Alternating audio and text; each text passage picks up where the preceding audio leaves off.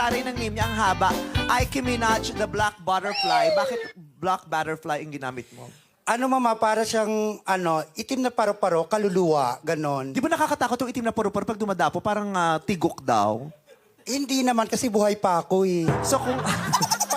Parang ako yung kaluluwang buhay pa, parang ganon. Di ba pag nadapuan ka daw ng paru-paro, parang parang merong pinagpaparamdaman. Kung ikaw yung itim na paru-paro, kanino ka dadapo dito sa siyam na kasama mo? Pertaining your question, I made a particular opinion to use my knowledge. But before I will answer your question, please bear with me, for I am not as intelligent as what you think. Okay, according to the question, repeat your pardon, please. Repeat your pardon. Okay, I will pardon you for the second time. Okay, who among these 9 queens will you choose to land at if you are a butterfly? Okay, ilalaan ko po kay Bunny Spears. Kasi po kung hindi po dahil sa kanya, wala po ako dito ngayon. Kasi po, Nanay mo siya? hindi naman po. Tatay mo siya? Pwede din. Bakit dahil sa kanya? Bakit malaking Kasi utang po na loob sa yung kanya? naghahanap po kasi ng mga drag queens, siya po yung unang nag-text sa akin na, Nak, merong ganito, ganyan. Tapos ka na, sign in ka, ganyan. So walang kaabog-abog, nag-sign in po agad ako at nakuha po ako dito. Yes. A real queen helps another queen. A real queen supports another queen. Diba? Salamat, Chess! Erin Kanding! True ka rin kang Yes! Sa may plemang basa.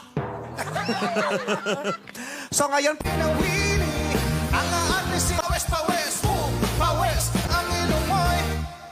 Pango. pango is wrong. Matangos. Napatugtog na ang 10 mga awitin at ito naman ang song number 2. Yes, Aiki. Miss na miss kita. Miss na Miss Kita is correct! By Father and Sons. Eto naman, by Hagibis, yung song number 1. Yung song number... Ang hula niya kanina, Tag-Ulan. Pero ang title ay Tag-Araw by After Image. Song bayan ng mga drag queens, panalo pa rin kayo. You got 6 correct answers. At dahil dyan, 60,000 pesos ang inyong paghahati-hatian. Congratulations! Thank you very much for joining me tonight. I had a great time with you all. At I am looking forward to watching you sa inyong mga performances. Sana makita ko kayo at mapanood at mapalakpakan ko kayo. Alam kong ang huhusay ninyo sa inyong mga ginagawa. At masayang-masaya kung nakikitang gumagawa kayo ng bagay na ikinaliligay ng mga puso ninyo. Keep on doing what you love doing and keep on sharing your talent, your beauty to the whole world. Thank you very much at sana'y magyabong pa ang drag dito sa Pilipinas para maraming taong makakita ng husay ninyong lahat. I am very proud of you all. Thank you very much and Merry Christmas.